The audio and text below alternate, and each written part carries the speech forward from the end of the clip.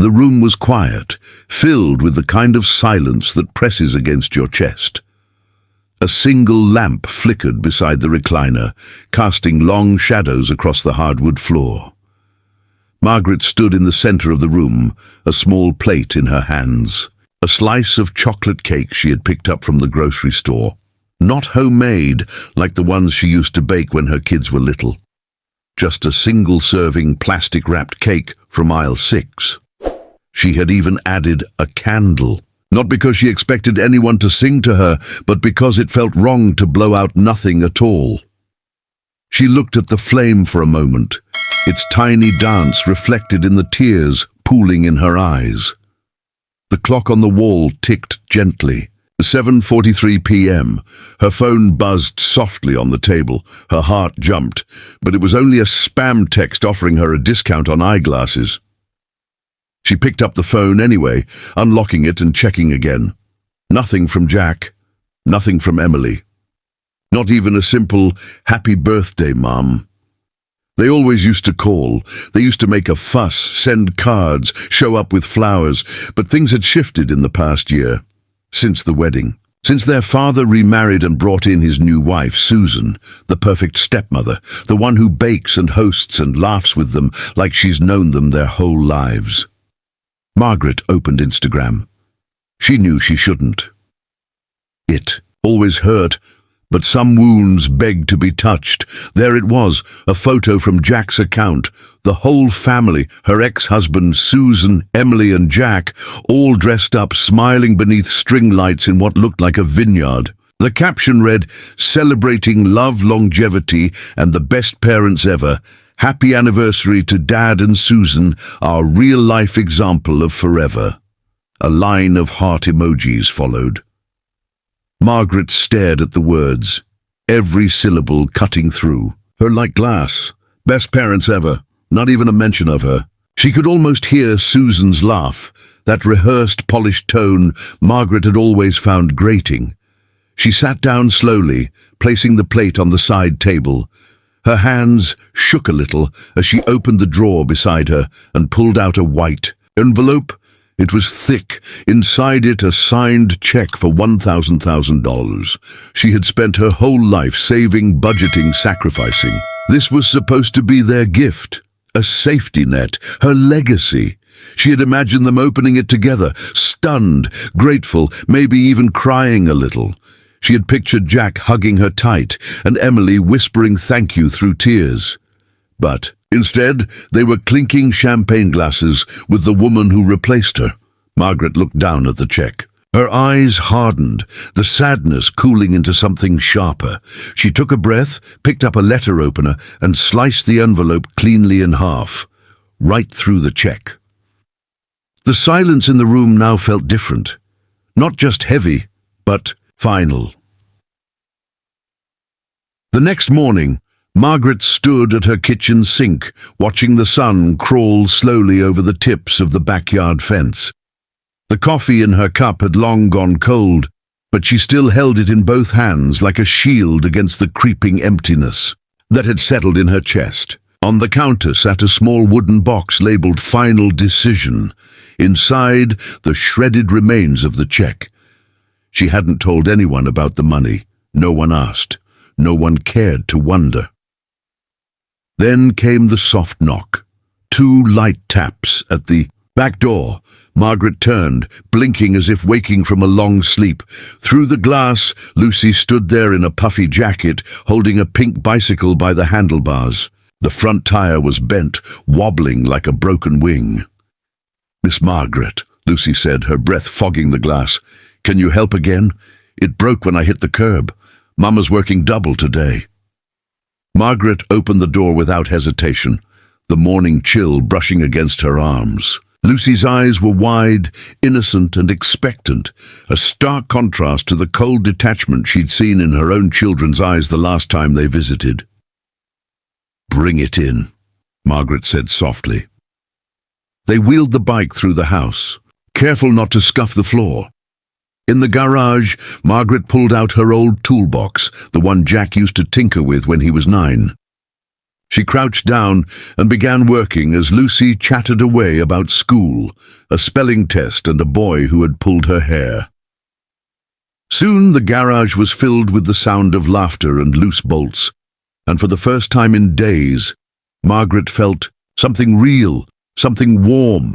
Lucy watched her work with the awe only children can offer, and when the tire snapped back into place, she gasped. "You're magic," she whispered. "No, just old," Margaret smiled, wiping her hands. Later, Lucy stayed for cookies. Margaret found the old cookie cutters in a drawer and let Lucy choose the shapes. The kitchen smelled like cinnamon and melted butter, and they danced to music on the radio. As Lucy carefully iced a cookie shaped like a star, she said it quietly, not even looking up. "You feel like a grandma. I wish you were mine." Margaret paused. The words hung in the air like the final note of a song. She didn't cry. She only nodded and placed a hand on Lucy's back. That night, the house didn't feel so empty. A few evenings later, Margaret invited Lucy's family over for dinner. The table was modest, roast chicken, mashed potatoes, and warm bread from the oven, but the laughter was rich, genuine. Maria, Lucy's mother, brought a humble pie in a glass dish and kept apologizing for its burnt crust. Margaret waved it off with a smile and insisted it was perfect. As the kids played with their forks and told stories, Margaret and Maria sat side by side, sipping tea. Maria's eyes softened. "You've done more for them in a month than anyone." "As in years," she said. "They look forward to seeing you more than anything. I don't even know how to thank you." Margaret looked around the room, at Lucy's messy ponytail, at the crayon drawings on her fridge, at the joy stitched into the quiet spaces, and something shifted inside her. A weight she didn't know she was carrying began to lift.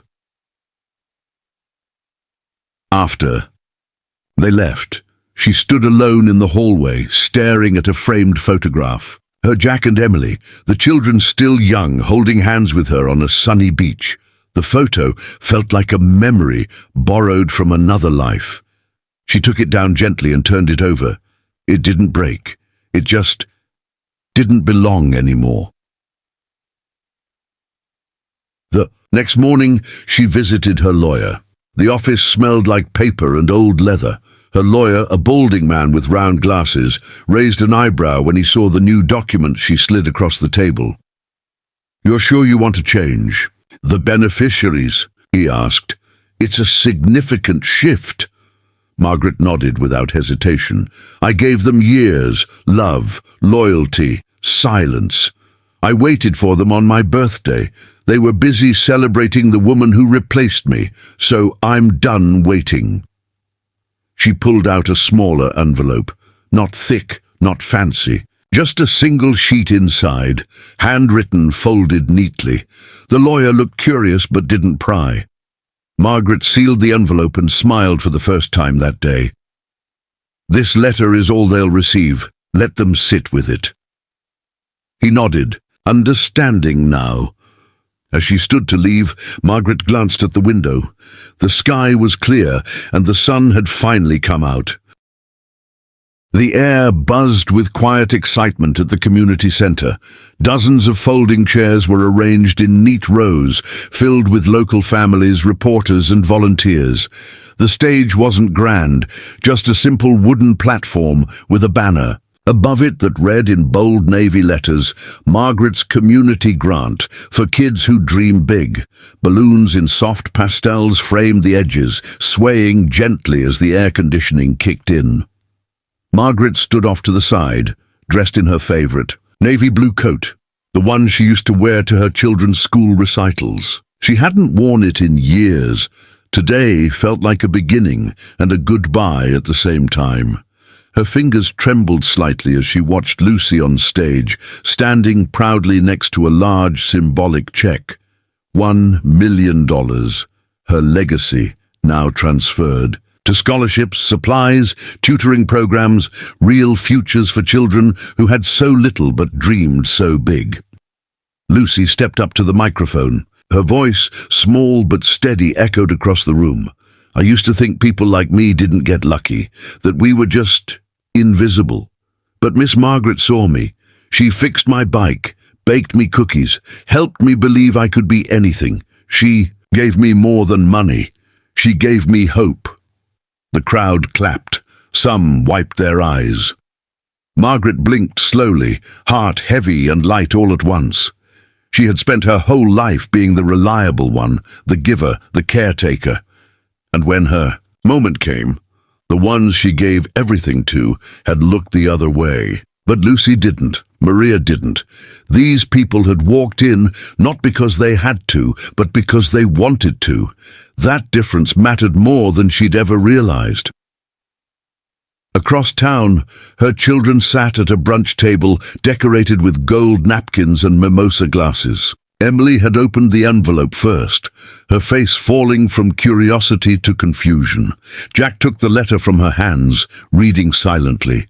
The words were few. To my children, I waited for you on my birthday, but you were busy. You chose. Your new family, so did I. This isn't revenge, this is release. Neither of them spoke for a long time. Emily set the letter down, her hands trembling. Jack stared at his phone, scrolling through old messages from their mother, the ones he never replied to.